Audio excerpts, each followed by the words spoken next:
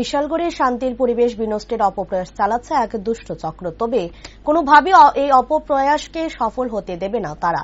শুক্রবারের হিজাব বিতর্ক নিয়ে প্রতিক্রিয়া দিলেন স্থানীয় বিধায়ক সুশান্ত দেব। শুক্রবার সকালেই খবর পেয়ে নিজের পারিবারিক কাজ ফেলে গুয়াহাটি থেকে তড়িঘড়ি ফিরে আসেন বিশালগড়ে। সেই সন্ধ্যায় পৌঁছান করইমুড়ায়। সেখানে সাধারণ মানুষের সাথে আলোচনায় বসেন বিধায়ক। তিনি জানান, করইমুড়া এলাকা হিন্দু মুসলমান সকল ধর্মের মানুষের বসবাস। দীর্ঘকাল যাবৎ এলাকায় সৌভ্রাতৃত্বের বন্ধনে উভয় ধর্মের মানুষ বসবাস করছে। শুক্রবারের ঘটনার সাথে সাম্প্রদায়িক কোন যোগসূত্র নেই। এলাকায় শান্তি বজায় আছে।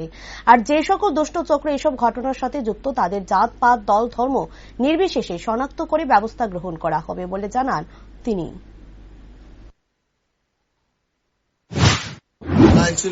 আমি প্রতিনিয়তই বিভিন্ন আমাদের কার্যালয়ে কার্যকর্তাদের সঙ্গে যোগাযোগ করতে আসি। আজকে সকালে একটা ছোট ইনসিডেন্ট হয়েছিল করইমুড়াতে। তো এখানে আমাদের দলের কার্যকর্তারা এলাকার অনেকেই আছে, সবার সঙ্গে মত বিনিময় করি, বিষয়টা জানার চেষ্টা করি এবং আগামী দিনে যেন এরকম অপ্রীতিকর কোনো ঘটনা না ঘটে সবাই দায়িত্ব নিয়েছে।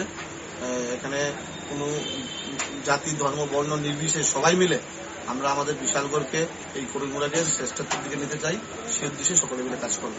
আজকে বৈঠকে কি উঠে এলো অ্যাকচুয়ালি ঘটনার পেছনে? আসলে এখানে কোনো অফিসিয়াল কোনো বৈঠক না, আমরা সবাই একসঙ্গে হয়েছি, সবার সঙ্গে কথা হয়েছে। এটাই আমরা সবাই মিলে এক ঐক্যবদ্ধভাবে আমরা যারা দুষ্ট চক্ররা আছে, একটা কুচক্রী আছে বিশালগড়ে, এটার বিরুদ্ধে আমরা লড়াই করব এবং আমরা বিশালগড়ের শান্তি সম্প্রীতিকে নষ্ট হতে দেবো না। যারা ঘটনাটা সংঘটিত করেছে তাদের ভূমিকায় কি বলবেন?